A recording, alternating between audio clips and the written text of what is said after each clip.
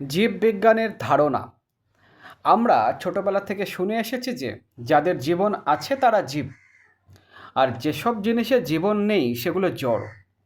মোটা দাগে বোঝার জন্য বিশ্বের সব পদার্থকে এরকম দুটি ভাগে ভাগ করা যেতে পারে, কিন্তু বিজ্ঞানের সূক্ষ্ম বিচারে কোথায় জড় অচেতনের শেষ আর কোথায় জীবনের শুরু তা অনেক সময় বলা মুশকিল।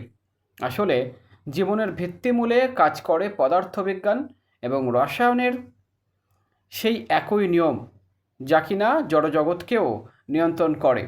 তাই জীবজগৎকে বুঝতে হলে ভৌতবিজ্ঞান তথা পদার্থবিজ্ঞান ও রসায়নের জ্ঞান জরুরি। কিন্তু এটা ভাবলে ভুল হবে যে ভৌতবিজ্ঞান জানলে আলাদা করে জীববিজ্ঞান পাঠ নিষ্প্রয়োজন। বরং জীবনকে ভাবা যেতে পারে অনেকগুলো জড়ের এমন এক জটিল সমাবেশ হিসেবে, যেখানে ওই জটিলতার কারণে নতুন কিছু গুণের উদ্ভব ঘটেছে।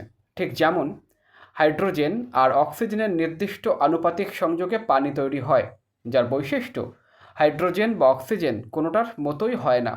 তাই জড়ের সুনির্দিষ্ট সন্নিবেশে জীব গঠিত হলেও তার মধ্যে এমন সব নতুন ধরনের বৈশিষ্ট্যের উদ্ভব ঘটে যা তার জড় গাঠনিক উপাদানগুলোর মধ্যে ছিল না। জীববিজ্ঞান বেশ প্রাচীন বিজ্ঞান। জীববিজ্ঞানকে ইংরেজিতে বায়োলজি বলে। এটি গঠিত হয়েছে গ্রিক বায়োস জীবন এবং লোগোস জ্ঞান শব্দ দুটির সংযোগের মাধ্যমে।